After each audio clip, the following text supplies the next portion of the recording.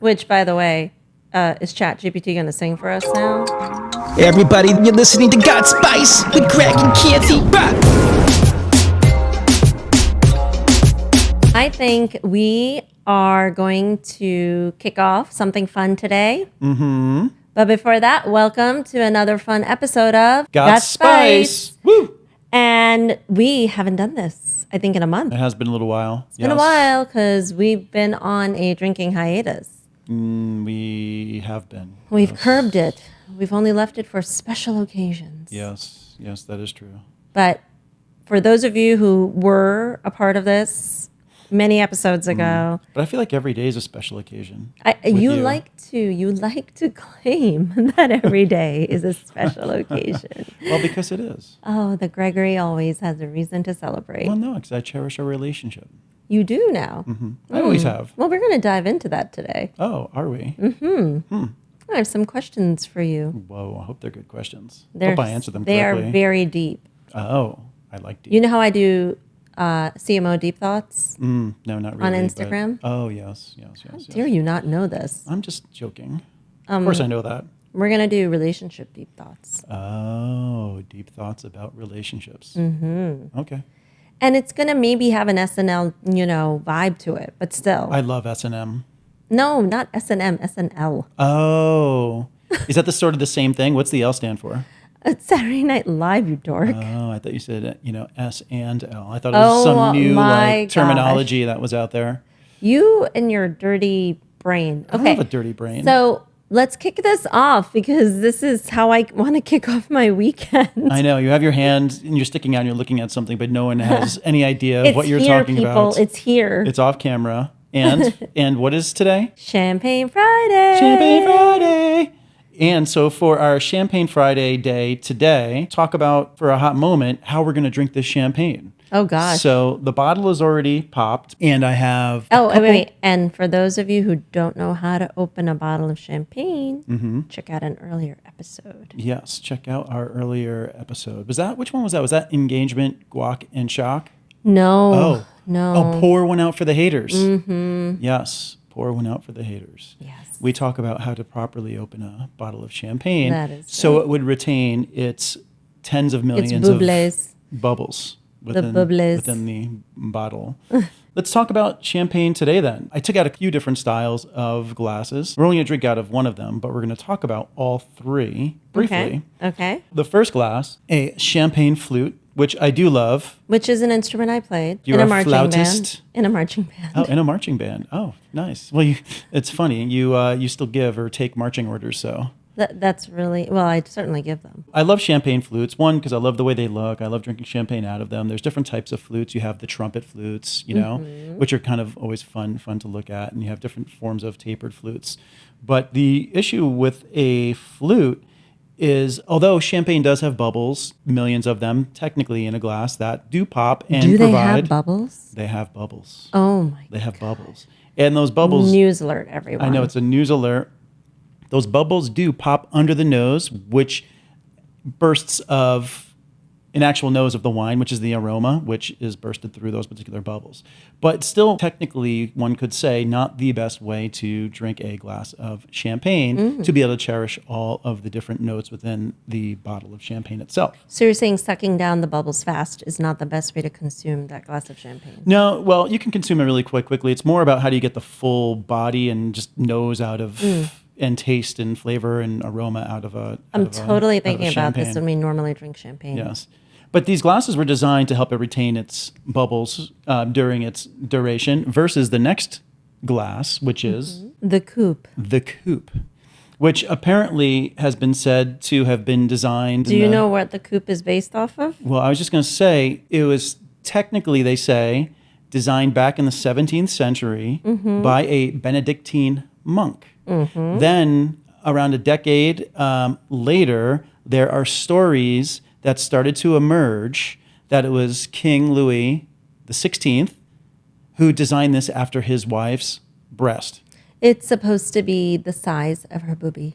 You just can't make this stuff up, apparently. Hey, leave it to the French. Then there was Queen Marie Antoinette, which then became synonymous with Yes. the coupe. as well as when you think of aristocrats or the bourgeoisie and roaring 20s Art Deco parties where they're stacked and everyone's pouring champagne. But it's really the worst glass you can drink champagne out of unless you pour it and pound it down quickly because of the bubbles just instantly. So it was made for a purpose, for roaring 20s wild parties. Hey, prohibition, bam, just get it out of the way. But the bubbles just disappear pretty instantly, which defeats the purpose of drinking. But maybe that's why I like it, because it flavors. doesn't like leave me feeling like I'm gonna burp or gassy. Or, okay, I'm not sure where to go with that. Maybe that's better for me when we're going to bed at night and the room will have less of an aroma. It's better for everyone. But no, that's the problem with these. But they're they're always depicted in movies, stacked in a pyramid, and you pour the top and it goes to each one. They're pretty and they're fun, and they became a trend for a little while. Then they went out of vogue. They were actually also the trend of the Cary Grant golden age era in the movie industry and so on. I love coupes for drinking Manhattans and other drinks, but just other cocktails, but just not champagne, mostly for the fact that sometimes you do pour us. I do for fun. You'll be like, let's do the coupe. Let's do a coupe. You're feeling, because you know why? You're in a boob mood. You're in a boob. I'm always in a boob mood. Because they're fun and they feel festive. I don't even know where to take that. Okay. It's always festive. As I said, every day is a special occasion. Oh, yes, in Gregory land. In Gregory land. So that is the coupe with an E, not to be confused with a coup, which is what, true. Which we're not going to touch politics. We're not going to go into politics. Then there's the next glass in which we are going to drink out of today, which is a Chardonnay glass, tapers in on the top and helps it to retain its bubbles. But then what's nice about it is when you pour it, you can just kind of put your nose in it like any particular wine, and you can breathe and absorb the notes or aroma coming from the actual champagne itself. And with all the bubbles popping, it's interesting when you look at it scientifically, and I'm not an expert in any of this, just someone who likes to consume and take notes along the way and have learned from sommeliers throughout my life. Today, we're going to take it out of a white wine glass, Chardonnay-esque glass that tapers in, helps it retain its bubbles, but also when you're drinking it, you can really pull the aroma from it as well and drink it as though you're drinking any particular glass of wine, except the difference is you're not going to swirl it. You can just put it under the nose and just take a whiff and absorb the compounds and notes that are within that bottle of champagne. So a preferred way of drinking, which I had learned from my many years of loving and enjoying champagne and learning from sommeliers along the way. And also, as I mentioned in our last episode. So you're making it clear that it's not because you're a champagne alcoholic. Correct. Oh, that's good to know. I am just a student. A student of the product. I am a student of the product, the student of the industry. Yes.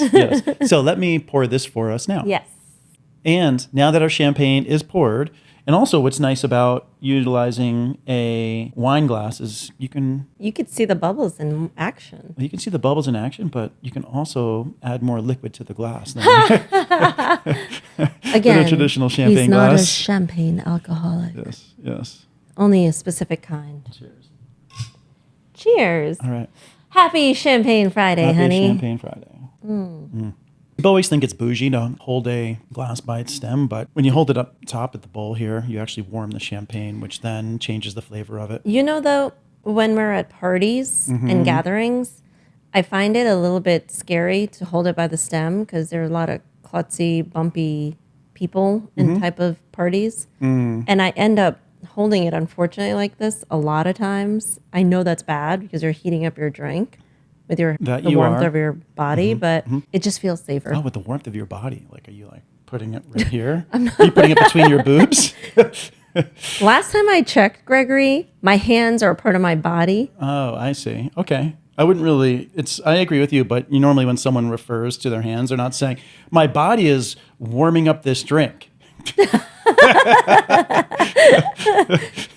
each his own. And I might just have a different perspective of, where my body is. I see. I understand. It's sort of like, when I bump you and our kids when we're walking by with your butt? With my butt. And I'm like, just don't know where the load goes, Yes, I'm not it's like, sure. oops. I didn't know it did that. Is that because when you turn a corner, your butt's still following 5 It's seconds still later? it's like 4 feet behind. That's pretty big, 4 feet. Yeah, can you imagine? Like, Wait, hold on one second. I was just thinking, is that why when you book a flight, you have to buy like 4 seats worth? no, excuse me. That is not true. What are you talking about? I do not buy 4 seats worth for myself. I ask everyone, do I look like I buy 4 seats worth? Maybe 2, but 4? Come on, guys. You buy the super first class where there's only 2 seats in first class. Let's call the private jet at that point. Which it's funny because I keep getting all those emails from those private jet companies, get 2 hours free. But meanwhile, you have to buy like a jet card for $500,000. Yeah. And then like they charge $30,000 for a 6-hour flight each time you use it. Yes. Or even more. Remember we looked into it? We did. Well, it was more for like the entire family because there was going to be 12 people. And we actually were investigating, is it more economical to just get a private jet to like, somewhere in the Caribbean or in Mexico, wherever?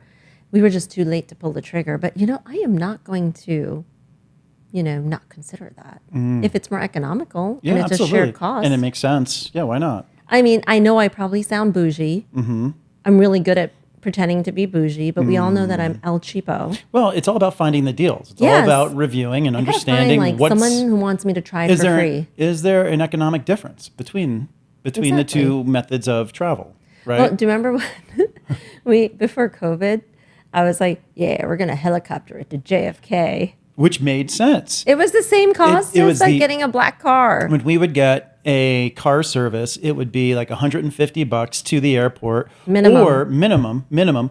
Or you could take a helicopter, which is a black car that picks you up from your terminal, brings you to the helicopter, you fly into Manhattan, then another black car takes you to your home location for $150. And it takes you from, instead of say an hour and a half worth of traffic, Minimum. at minimum, to a 45-minute All door-to-door in, if that. experience. Remember, it was like 30 minutes because that. we lived downtown then. We did live downtown. So it truly was a 25-minute experience. So it made sense. And that made complete sense. It was amazing. That was great. Those were the good old days. I know. Now we're poor. Yeah, that's true. Yep. Yeah, now we're on a budget. Yeah. That's what happens when you have older kids. You get a bigger place. Yeah, It's hard. like we're house rich, money poor. We now take City Bike to the airport. No, you could do that. It has that basket up front. Has the basket on the front of the City Bike. throw my carry-on luggage. That is funny. So, just speaking of being poor, something that I'm missing from our normal kind of social activity that you and I love to do is go to concerts. I know, we love concerts. And we're really scaled back on our concert We going. have. We did. Well, for multiple reasons. One is artists are finally starting to come back on tour. There has been tours that we've wanted to see, but we've also scaled back on Well, exactly no what we're offense. doing. So. I mean, look, I love The Weeknd and Doja Cat. But to spend an egregious $1,000 a ticket. And I was looking at those tickets last year. I think they were $2,500 a piece. Well, when I looked at it, it was $1,000, and they were nowhere near where I'd rather just watch them on TV big. And we could have the volume as loud as we wanted here with our surround sound. Yeah, and by the way, we'll make cocktails and get food. sort of the same experience. Yeah. It's a fraction of the cost, and we can have a gourmet meal and make the cocktails that we want. And at the end of the night, we've spent maybe $100. Literally, right? So going to concerts is a fun activity. I've seen many. I have loved taking my daughter since she was young to concerts. And some people are, you're taking her to that concert. And I think she was 7 or 8. And I think she will always remember these experiences with me. I used to take my daughter to the Fresh Beat Band back when she was younger. That's not considered an artist. What How dare you? I love the Fresh Beat Could Band. you stop? This is I'm talking about taking Kieran to Taylor Swift. Fresh Beat Band is a real band. I took her to Taylor Swift. You're Okay. talking about fresh Good. fresh boring Fresh band. boobs? Is that what you're going to say? Fresh boobs? Fresh boring band. No, Fresh Beat Band. They rocked it. That was that stupid song that used to sit in multiple. my head. Oh, na, yeah. na na na na na The opening. na na na na na na. We had a great day in a super way. Why am I singing it? Yeah. Why? Look what you did Some to of me. those, some of Now those, that freaking some of song those is going to be songs- stuck in my head, man. Some of those songs just happen to be in my Would playlist still that are there love to from when be my daughter was younger. together. Some of those songs, Wake Me. Oh wait, what was it? Wake Me Up Before You Go Go. What's that one? Oh no, that's Wham. That's Wham. How dare you mix up Wham with Fresh Beat No, Band? I wasn't mixing up, but they have a song that's just like that. Wake me up before you go. Don't leave me hanging on like a yo-yo. Yeah, that is not Fresh Beat Band. No, that's not fresh, but they have a song that's I think like this that. conversation topic has come to an Yeah, end when you are mixing up Nickelodeon terrible bands with Wham. Wham. Yeah, well, when was your first concert? And what was it? Oh, Who my was first it? concert. I wasn't allowed to go to concerts without my parents. I don't blame them.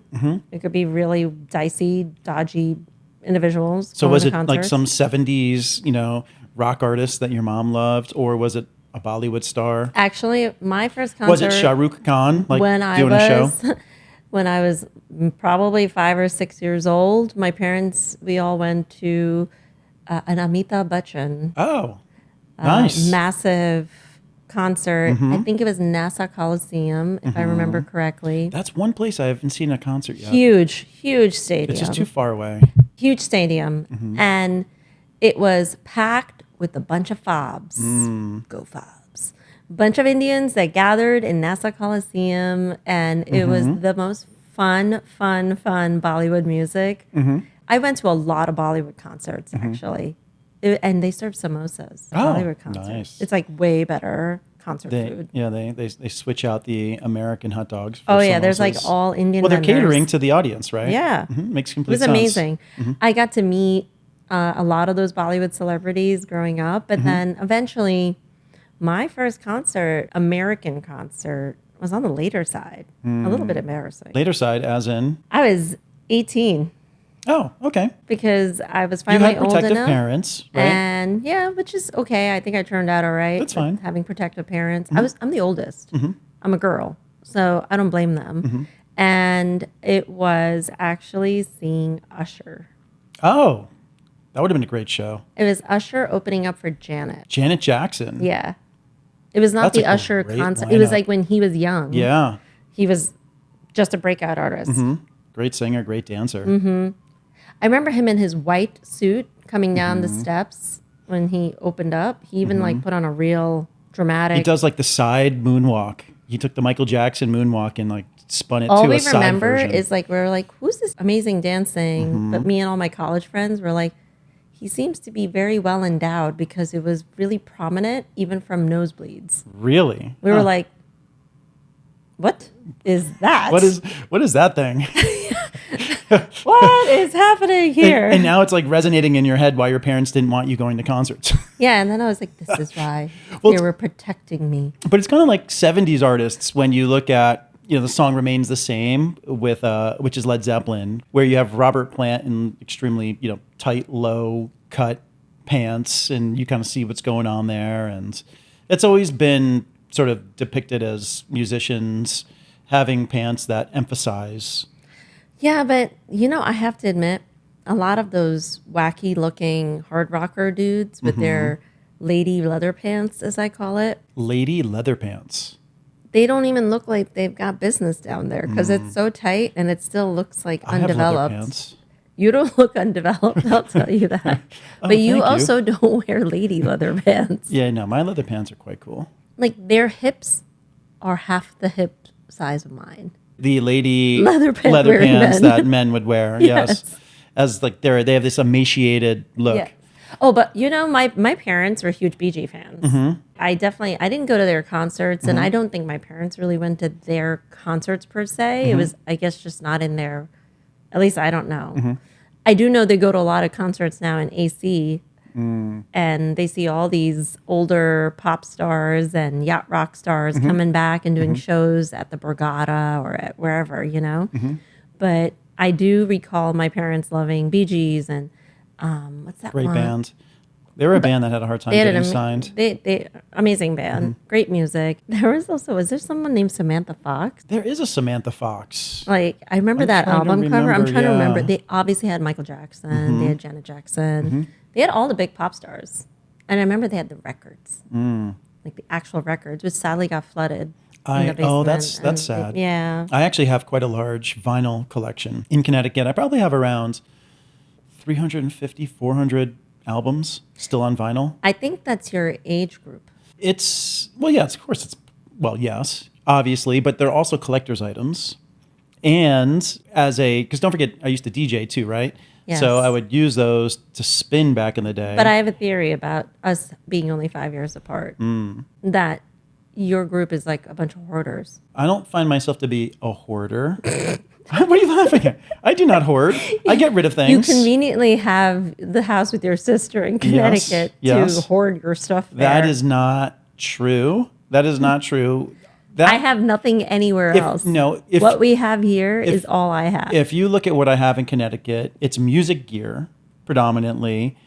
Some storage items, for instance, camping when I go camping and other type gear. You're such a camper. I used to go several times a year. I have known you for how long? 11 years. You, I think, went camping only 4 times in that entire yes, but I used to period. go. I used to go more often, but that's because we're stuck down here in the city. It's not as easy to get out of the city to go camping. But you know me, I enjoy camping, and so there's not many items of camping gear there.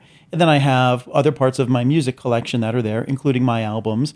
I think one of my turntables might be there. But then, as mentioned, my music gear is there. And then I have some hockey gear there as well. So the hoarding continues. It's not hoarding. Eventually, one of these days, I may sell some of those albums. They are, several of them are collector's items now because they're in great condition. Oh. Hey, that's a way to make money, honey. That's true. I have a CD collection there too. That's several hundred CDs. Those I can just get rid of. Those I don't care about. The albums, like records. But records, yeah. Those have hit a point where they're collector's items. CDs, I don't really think are necessarily collector's items quite yet. But we do have a record player because there was that very hot minute where Kieran was wanting a record player. And you bought her one for Christmas. Yes. Got her one. It's a nice player. I don't think she uses it. No, but the good thing is it's a modern day player that either could be plugged into a system or is a standalone by itself. That is true. We should have her use it with her speakers. Yeah, totally. She could use that with her speakers. Cool. So what was your first concert? My first concert was a band I still love, but I loved back then. I've seen them several times since. And a show in which my parents... Can I guess? I'll let you guess in a hot moment. And a show where my parents were speaking with our neighbors and they were talking about the show, and I guess my neighbors were saying, they were a little more protective probably, and they were trying to convince my parents to not allow me to go, and I was going with my sister, my cousin, and someone else. I was going to say, were they going together, and they didn't want you to go because no, they were just worried because like being in a concert environment, and at the time I was 12, and I was with my sister, my cousin, and I think it was my sister's friend who we were with. And it was both this band and then Madonna was playing at one of the other venues right near this particular venue. And so as we were driving out, we were caught in traffic in Jersey on our way there. And there was like the Madonna cars and then there was this other band's cars. So who was the band? Probably Pink Floyd. Oh, no, that would have been a great show to be my first show. No. Think a little more, they brought acceptance to... Led Zeppelin? One could say they brought acceptance to 80s hair metal. Led Zeppelin? Mm-mm. Def Leppard? Mm-mm. Although I've seen Def Leppard. Haven't seen Led Zeppelin. Although I did see Jason Bonham, John Bonham's son, perform with Foreigner at Jones Beach Theater, which all of a sudden Foreigner comes out. I didn't realize... Van Halen? I saw them several times, but not the... This is not the first? Not the first. Dang it. Okay, so tell me. I saw Van Halen with David Lee Roth and Wolfgang, Eddie Van Halen's son, on bass. And then I saw Van Halen with Sammy Hagar. And I've seen Van Halen probably like 4 or 5 times. My first concert, Bon Jovi. I was about to say Bon Jovi. Bon Jovi. You should have just said Jersey. I said I was going to Jersey. Remember? I didn't hear I was in the Jersey. Sorry, we were on our this way. Jones Beach action took over my mind. Oh, I see. Yeah, which I've seen many concerts there. But Bon Jovi, Slippery When Wet, which was a great. I still love that album. He's aged. He has aged. I believe he's having vocal problems now. And there's talk of a reunion with Richie Sambora, who is a guitar player that partnered with him and co-wrote most of their hits. But that album just yielded hit after hit. You had Wanted Dead or Alive. Have you ever seen Billy Joel? His tickets are up. I saw Billy Joel during his last play at Shea Stadium. He played 2 concerts there. He's got the residency at Madison Square Garden. He was tremendous live. And I'll tell you, so an interesting fact about Bon Jovi, the Slippery When Wet album, when it first came out, the initial album cover was ex-nayed by the label. It was this busty woman in like this neon-esque yellow shirt that was all wet, and then like this neon pink border around it. Oh, you think they had an issue with that? The label deemed it sexist. What's wrong with being sexy? Wait, sex? I'm joking. Oh, like, hey? That's a quote from Spinal Tap. That was the original album cover they want to go with. The label said, but they released it, I think it was Japan. It was released that way. And then they quickly moved to the new album cover, which was apparently a black bag that was sprayed down with water, and then they wrote in it, Slippery When Wet. And that was the album cover that was released. An underwhelming album cover, not according at to the all band. suggestive in any way, shape, manner. Well, like they're trying to be sexy. Yes. You know what's weird? I know Bon Jovi is probably like this heartthrob for a lot of these 80s grown women back then. I have never found him to be attractive. I think there's something nice about him. He's like the guy next door. I was going to say he's like a boy next door. Yeah. But not sexy. I have respect for Bon Jovi because he, I got my start at Electric Lady Studios, which was Jimi Hendrix's studio, right? And he, I believe, started at the Hit Factory, the way that everyone starts out, sweeping the floors, doing whatever it takes, and then made his connections, and, the rest is history.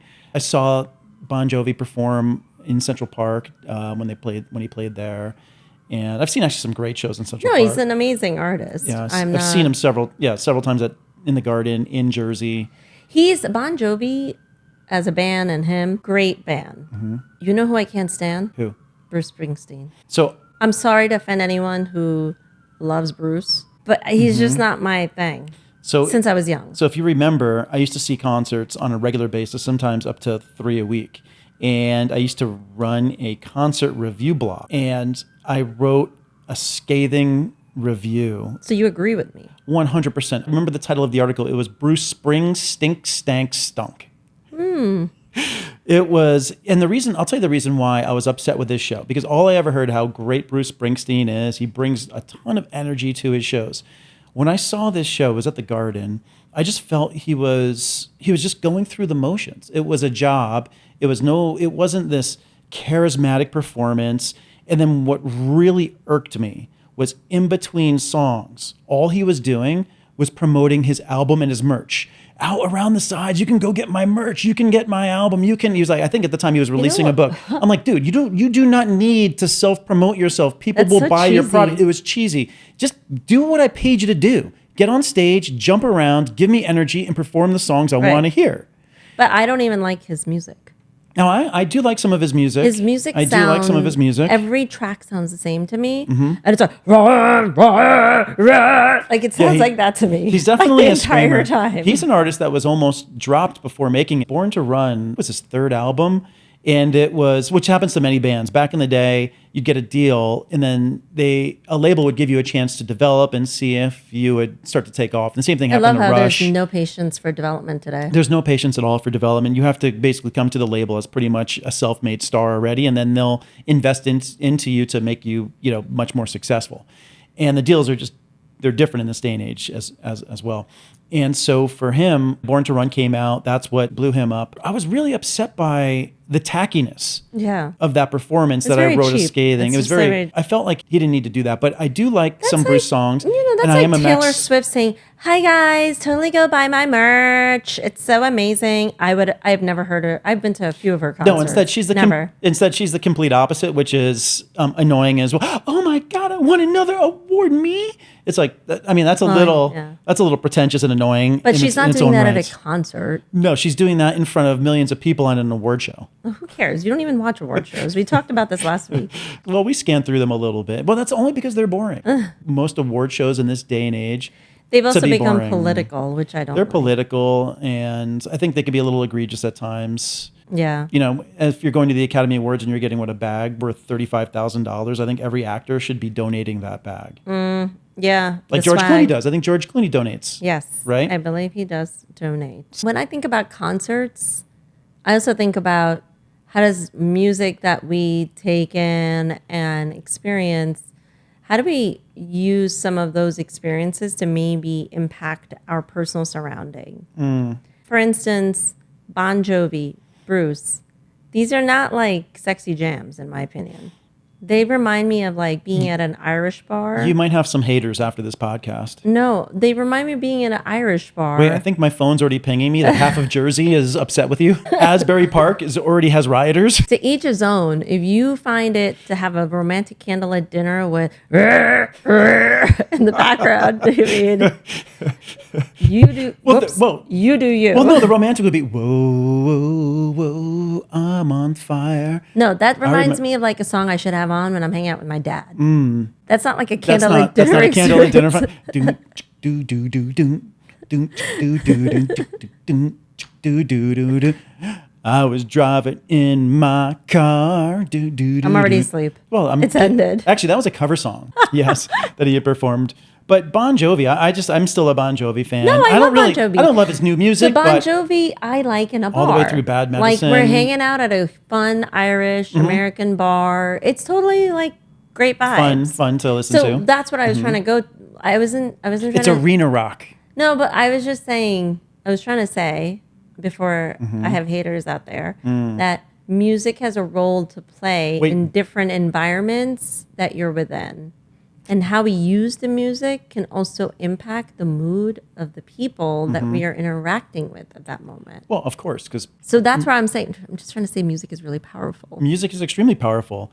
And well, so as a drummer, I completely understand that. And as someone who also writes songs, because as a drummer, when you're playing live, you're kind of helping to control really what's happening within that room, because we're controlling the tempo, we're controlling how aggressive the music is. We're actually controlling every single person within that room without them even knowing it. Yeah. Right? Yeah, it's kind of like utilizing neuroscience techniques to understand and control people, because think about how many times we've played together and how many times in the middle of a set I will change up the set list to say, no, we're moving to this next song based on the audience emotion, or I may continue a song saying, hey, let's go back to the first verse again, or let's extend this end section and just keep it going. So music, when you're seeing it live, it's living and breathing in real time, and the artists themselves are feeding off the energy of the crowd. Yes. And you're really playing together to create this overarching emotion or emotive experience that's taking place, which is why concerts are so spectacular. Which, by the way, is ChatGPT going to sing for us now? Maybe. Is AI going to be like, I'm going to pull up like a whole series of customized lyrics and sing to you? Talking writing, that's what's great about Pink Floyd, is their use of going from minors to majors, right? It just creates an interesting emotion. You have a D minor, which could be like a sad sort of note. I believe they then you use go to a Middle E. Eastern or Indian scale for their music writing. It's not the traditional 8-note scale. They experiment. Yeah, they've always been known to experiment. And Led Zeppelin also. Even back in the Sid days, yeah. And Led Zeppelin, like especially Kashmir and other songs, they've definitely experimented. Well, the Beatles, right? They all have gone through different periods and exploring world music and then incorporating that into their own songs. But that just comes back to which we've talked about in general, is the more experiences that someone has, the more interesting they may become, because they can share those experiences with others and they can utilize those experiences in their own life. And especially if they're in a creative position, how those experiences can affect and augment their current creative abilities. Right. Well, I have a perspective that it's important to be culturally and rurally exposed. And even in raising our kids, albeit it's 50% of the time, I would love 100, but it's 50. And I'm lucky that my ex has a similar view. So he does this with at least my daughter, is global exposure, cultural exposure, food exposure, music exposure is so critical to shaping us into more interesting individuals. So I 100% agree with you, and I will say the one thing with our girls, because we expose them to multiple different cultures. The more the merrier, and we try to take them different places across the world, right? But just bringing it back to music, because we're diverse in our palette for different styles of music, that we expose them to music that they otherwise would never be exposed to. We're playing anywhere from like a Chopin, from a classical Renaissance period back in that style of music, all the way through 50s music, 60s, 70s, all the way to current day. They get exposed to all the different music styles that we enjoy listening to. The best is actually, for me personally, also seeing your daughter, who's not from an Indian culture, whereas Kieran, obviously Indian culture, but they both have been a really good influence on each other. But I'm really impressed that your daughter has also opened up her acceptability of Indian music, right? Well, she loves that movie, Padmavat. Yes, Padmavat. Yeah, well, no, that's your song. Yeah, that's one of my songs. She actually she likes the jams from another one, Bajra Mastani. Oh, yes. That's the other Deepika Padukone like movie. And I remember it was just so cute. She's like, yeah, put that on again, Kirti, and I'm going to dance to it. And her and Kieran were reenacting the entire Bollywood dance. It's so important. And I think a lot of people, it really scares me when I look at the news and the things that are happening in just the US alone, which we are supposed to be the melting pot. There is no such thing as an I, it's a we in the US because we all come from different places. The only people who really are from here are the indigenous folks, right? Yep. So it's so like important that we appreciate each other. I agree. And we find ways to enjoy. And maybe we're not going to like everything that we are exposed to because that's human. You don't have to like it.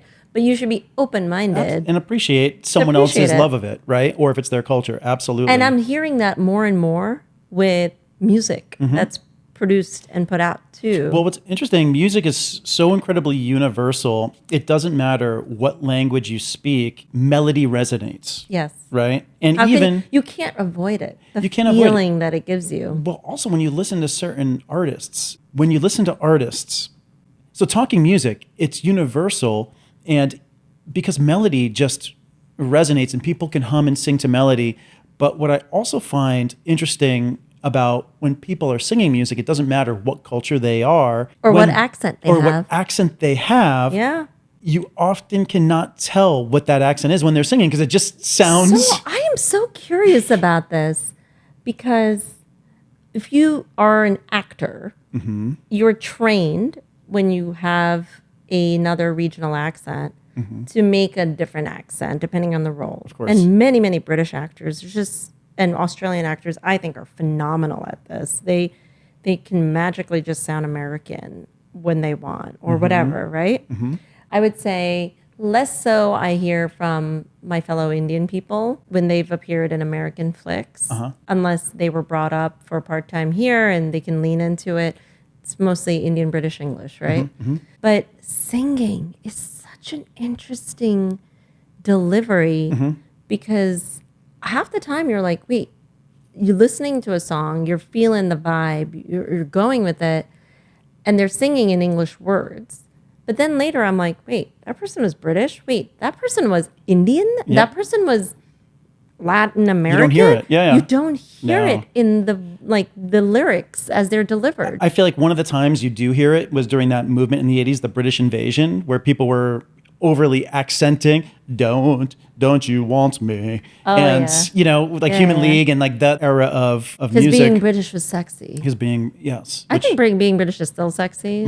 What I love about music too is I love how music helps in different scenarios, right? Because music is used at times as a form of therapy, but then also can help change the situation or mood instantly.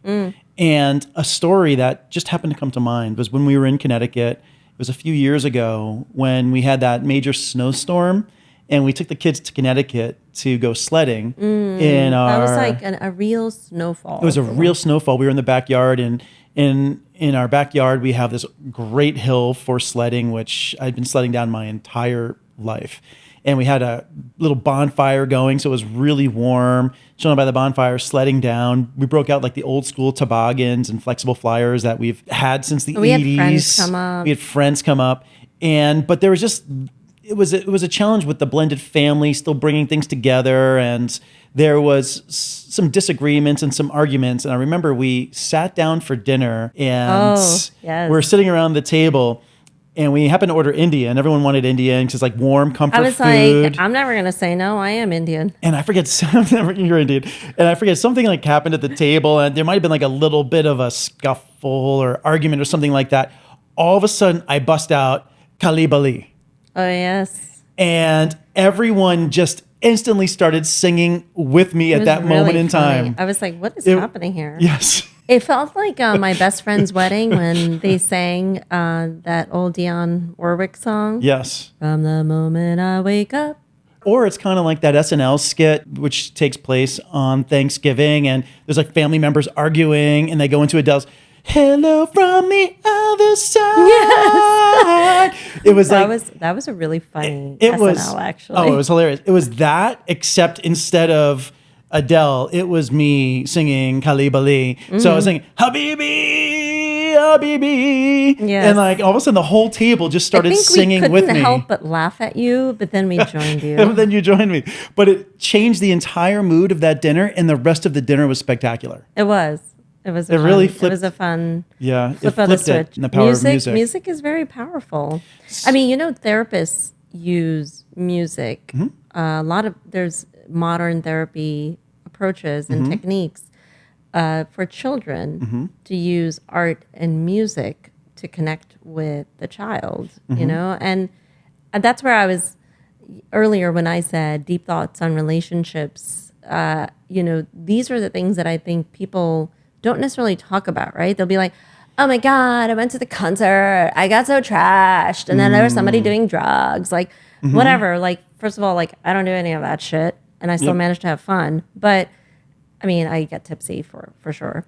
But my thing is like, you don't have to go to a concert or experience music to only get fucked up. Like you can actually experience music for all the amazingness that it could do. It's a visceral experience. Well, look at even when we play, and I've had multiple bands that I've played with who have told me this, that like the style of playing of a drummer that I am, I can throw in dance beats, different forms of rhythmic beats, jazz, R&B, like I blend all reggaeton, like all these different styles of old school rock and roll are all different influences that I incorporate because I just want to create an atmosphere or this aesthetic that just makes people want to move, but it's very powerful in driving. Yep. And that when I hit my kick drum, like the stage just reverberates and everyone feels it right in their chest. And then the whole crowd, because of the system, just feels it right in their chest. And I've had, whether it's our band, Hot Sugar, or other bands, when they played with other drummers, they don't get necessarily that feeling. No, you need the bass. You need a kick drum. You need that kick drum that just drives it, just kind of hammers it home and drives the music. And coming back to, as you say, for therapy, even for people that are deaf, can appreciate music because of the frequency. They can feel the frequency. You can feel the sound waves, right, that are coming from the music and understand that. When going to concerts, after my mom died, my dad loved music. He always had music on in the house, and even for like Christmas gifts, we used to get him like new speakers and maybe a new system. And so we always had music on in the house, like 24/7, literally. So after my mom had died, I started taking him to pretty much every single concert that I was going to, which was quite a few. There were many different concert stories that I have. One is, I took him to see Roger Waters perform The Wall at Yankee Stadium, which was a great show. Is that the sandwich incident? Oh, no, that's it. That was Jones Beach, the sandwich incident. Kristen, I got your back. I remember the sandwich incident. So the sandwich incident. For our podcast and video listeners, Kristen is one of Greg's older sisters. Yes, she is. The sandwich incident was at Jones Beach. Oh, actually, I don't think we were seeing a concert that day. That was a separate trip to Jones Beach. And I was upset with my father because we were all getting up early to go to Jones Beach, as we would normally try to go a couple times during the year, either that or Robert Moses. My responsibility was to make sandwiches for everyone that particular morning. And I said, Dad, I will make these. But Kirti, as you know, I schedule everything out. And I may not do things on Greg time. It's on my time, but which it's is always when we are trying to leave at a certain that time. is not true. It's done exactly at the time that I said it would be due by. And so which is when everyone's putting their shoes on. It doesn't matter. It's still done by then, and we're still walking out the door on time. And so I had scheduled exactly when I was going to make these sandwiches, and I wanted to make my sandwich a certain particular way.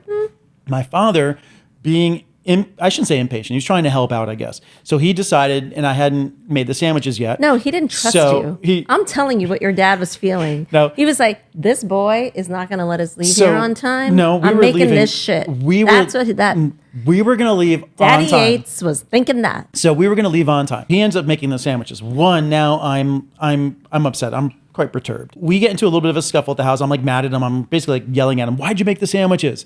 And so when we get to the beach that day and it's time to have lunch, I'm of course upset with the way that he had made my sandwich because it's not the way I wanted my sandwich made. Greg is never stubborn and he never holds a grudge. And so I wasn't going to eat it, but then I'm hungry. Instead of going to the concession stand, I was like, well, where's the tomatoes? Like, this isn't the main. So I was challenging him on the way that he had made my sandwich, all because I was upset because I was supposed to make the sandwiches and they would have been made on time. So that was that. But that wasn't a concert day. That was just going to the beach. But the reason why you would think that is because we used to go to Jones Beach shows. What we used to do is go to the beach prior and have a wonderful day at the beach and then leave the beach, and they have like quick showers right there, even though it's like ice cold water, bring a change of clothes, then make our way to the Jones Beach parking lot, tailgate a little bit, and then we'd head into the shows. Wow, that's quite the day. It's a wonderful day to experience. I don't think DN89 Yeah, but they enjoy beaches. or Mommy Manju would do that. Why not? They enjoy beaches. They would not shower in a public beach shower situation. It's a quick little shower. You have your flip-flops on. Mom would be like, oh my God, where is the hotel? No, we're talking about just showering still in your bathing suit. Not. Okay, maybe my parents would. So I took my dad to a show there, Fish. I took him to see Fish. And he's this... your dad doesn't seem like a Fish guy. No, he's in his 70s. I would just take him to any show that I was going to.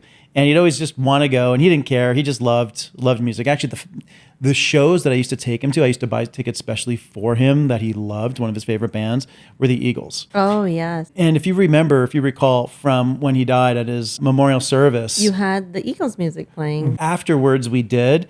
But when I was eulogizing him, I trying to find Eagles songs that would be appropriate for a memorial service. But every Eagles song is about basically like sex, drugs, and rock and roll, which I talked about during the eulogy. Do you remember inappropriate? Do you remember who you asked for help to get the music sheets together? That would be you. Yeah. Yes. And I was confused, and I said to you, Greg, this doesn't seem like a memorial service kind of tune. Well, the thing is, the Eagles, incredible harmonies, which is what they're known for, great melody. But it's all about like riffs, love and girlfriends and... Yes, when you actually start reading the lyrics to these songs, they're just not appropriate church songs. And my dad, technically Protestant, that doesn't really matter, but at a memorial service that took place in a church, it wasn't the right song. So I found some other songs that he also loved that were a little more appropriate. Back to Jones Beach, took him to the Fish show. And what's crazy about a Fish show is it's a completely different experience than other shows that I've taken him to. There are a lot of drug addicts in the audience? There are quite a few that are definitely tripping. But all of a sudden, Fish comes on, they start playing, and people just left and right. Glow sticks. Glow sticks. So we're in like the lower level. People left and right, throwing hundreds, like thousands of them all over the place. The whole place is lit up like this. Like because things there are a bunch flying of all over. psychedelic druggies. Oh, yeah. It was great. And then my dad... It's great. What did your dad... Wait, I met your dad. He's not like fishy. Yeah, no. How do I say and so, that? No, he's like straight laced as can be. And so he's at this concert. All of a sudden, people start offering him joints, asking him if he wants some. He's just like, no, thank you. No, thank you. So exactly. It's just not him. So he's getting offering joints. Then all of a sudden, Fish, they typically play 2 sets with an intermission. That night, there happened to be someone who had jumped off one of the balconies. Oh my God. I don't know exactly. I don't know if they were tripping or what. They jumped off. What an idiot. I believe the person ended up being okay at the end of the day. So they're a bigger idiot. And meanwhile, this is like the movie National Lampoon's Christmas Vacation with Chevy Chase. It's one of those instances. All of a sudden, my father, who his hearing isn't great because he's older, all of a sudden he's like, do you hear that? My sister and I are like, hear what? Oh, I hear a helicopter. Like, we don't hear a thing. Then all of a sudden the next day we read in the paper, the person was heliported out. And your dad heard And that. my dad, it was, and the reason why I'm saying is like Christmas Vacation, it's kind of like the old aunt that's there. And she's like, you hear something? I hear something funny. And like But nobody the else uncle's like, hears it. you couldn't hear like if a bomb dropped in front of you. And all of a sudden she hears the squirrel Yes, in in the the tree. It was that experience where my father happened to hear this and no one else did. It was a moment in time. Maybe your dad was secondhand weed effects second- from all the joints that went around, and he was in another stratosphere in his head. It's absolutely possible. I mean, there were That particular- glow sticks flying around. I don't know. This sounds like a really, Fish. precarious That was concert I'll situation. tell you, I saw Fish years ago. What do they sing again? They I sing. can't even recall their songs right now. Yeah, off they the top have. of my head. They only have a few radio hits. Like A Picture of Nectar was one of their albums, which was more radio friendly album. But they have extended jams, and so there really aren't many songs you'd hear on radio. But I saw them at the Capitol Theater. I want to say it was the late 80s. They were just breaking through at that time. Thank you for aging yourself. But don't forget, I started seeing concerts when I was 12. Whatever. It's been I quite a long started time. Bollywood concerts when I was 5. I beat you. And I was eating yummy samosas while watching amazing Amitabh Bachchan Oh, perform. well, aren't you special? Yeah, I am. So one concert though you haven't brought up, which should be on the top of your list. You asked me my first concert. I did. So you didn't ask me what was the last concert I went to. Maybe one of your favorites. You did not ask me the right question. It wasn't about asking you the right question. I wanted to know what your history of concert going experiences were, which then would be That's not historical. That's preemptive current. to- It's like literally 6 Yeah, months ago. But I needed to get an understanding of your history before we could understand your favorites. We needed to understand the story of your life to put it in perspective. The story of my life. Take it home. I haven't seen him yet. He's gonna come wearing some ugly jumper. Him and his hideous wardrobe. Oh, actually, you want a funny story? I was at Manili Vanilli's concert when they were busted for lip syncing. Oh, really?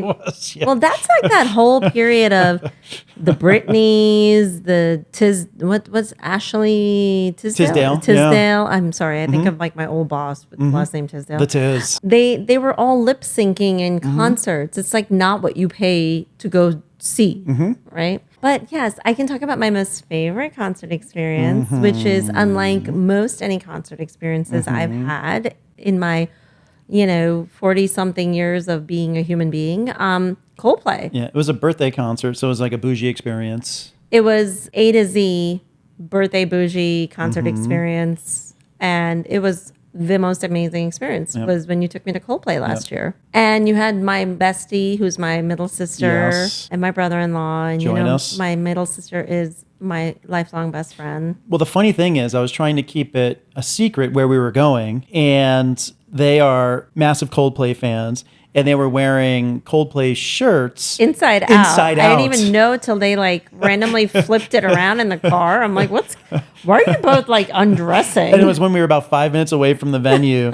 They look at me. I'm like, do it. They turn their shirts around to Coldplay, and it finally hit you that we were going to a Coldplay show, something that we had talked about for quite some time. I have actually never been so close to the stage.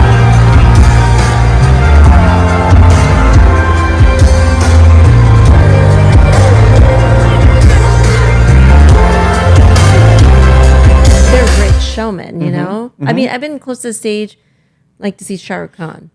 Oh, nice. Nice. Like the Bollywood concerts. My doppelganger. I was definitely, he's not your doppelganger. That's what I everyone don't says. understand Every Indian that. person says, I look like Shah Rukh Khan. I think they just don't know any other reference, so they just say that. I see. Honestly, like there's zero similarity in your featurs. They He's also just look at significantly they say, tanner than you. There's an Italian, Austrian, English guy. Yeah, you look Indian. Let's just tell you the most famous Indian. Well, I'll take it, right? But like no, and American concerts. I mean, not American, but you know what I mean. Like non-Indian concert experiences. The only time I've been on the floor, the artist was there. They were frankly like work concert experiences. So it was very different than just being in shorts and a Sure. tank top and just really enjoying it like in a casual fashion. I was like in worky clothes, so Absolutely. it's just different. Rihanna, Oh, Rihanna was a great show. Beyonce. Yeah, those are the only 2. What's funny about Coldplay is I am not a fan of their recorded music. I do not like I their know, recorded that's why music. I didn't think you would take me to their concert. Because every time I play their music, you're like, this is so boring. What are you playing? I loathe their recorded music. To me, it's either contrived or overproduced or something, but it lacks the emotion and energy of their live performances. Overproduced. I think it's them being a little generic maybe in their recording compared to their live performance. They put so much love and passion. And so what turned me on to Coldplay was watching all the live performances on Access TV or MTV Live, right? And seeing their performances live. I'm like, wow, this band really kills it. I'd love to see them live. Then we started watching many of those live performances on TV. And when it came time for your birthday, I wanted to take you to that event. I have every single one of their albums on like my devices for years, like from when I had the is that the iPod? It was an iPod back in the day, yeah. I've like had all their albums. And in their albums, they would also have many of their live performances on there. And I agree with you, the live versions just had a different delivery than it has energy. Recorded. It's real. It has energy. And an example, another band. So you have Bob Rock, famous producer, who produced one of the highest selling albums of all time, which is Metallica's Black Album. It's up there with AC/DC's Back in Black and everything of that nature. And when he first heard the recorded albums for Metallica and was meeting with the band, he's like, these albums do not capture who you are as a band live because it's very thin sounding, just the production wasn't great, but you're this massive band live. And we've seen them together at Global Citizen. I've seen them previously. They are a massive sounding band live. They have a big sound. Didn't capture it. So he produces this massive sounding album. Can I just say something about Metallica for a second? Sure. Never liked them growing up. I thought of them as like, because I was an alternative rock listener, and I found them to be just that extra too much. Like they're a little too much. And they're thrash, right? It's a different style of music. My like imitation of Bruce, they were like that, like they like rough on my head and my ear. And it's only recently I think I'm hearing different versions of their music. I didn't realize how melodic and beautiful their music is. Most people don't realize when they listen to thrash or heavy metal that there's quite a bit of melody and the songwriting could be quite brilliant. It's just the presentation that people cannot relate to, right? It's a presentation. But take the Black Album, which was, when they came out with that album, it was highly criticized because it wasn't like fast and everything like they're used to playing. Bob Rock really had to whip them into shape. There were many fights, taught them how to be better musicians and play for really how do we create the best song versus the instrumentation. And the album ended up being a huge success for them. Like 16 million, I think, copies. I think their logo just deterred me. Oh, really? Well, I think James Hetfield drew that logo himself. I mean, he's probably a teenager when he did it. It's just so rough looking. Well, it's supposed to be rough looking. It was not made for me. You know? I'm not a rough person. You're smooth around the edges? I'm very round around the edges. Talking about Metallica, I was never a huge Metallica fan growing up. I was in a metal band back in high school. That started out. You were in a metal band? I was in a metal band. So the metal band started out as... Is it like Rush-like? I'll tell you the history of this one band that changed names and sort of a different lineup over time. Is one of the things I found challenging was how do I always wanted to play with the best musicians I could find. And so a band that I had started out kind of classic rock. This is in high school. Started out classic rock. Then we moved to alternative rock. And then it moved into a heavy metal band. And it's because the evolution of that band was replacing members that were better than the previous members.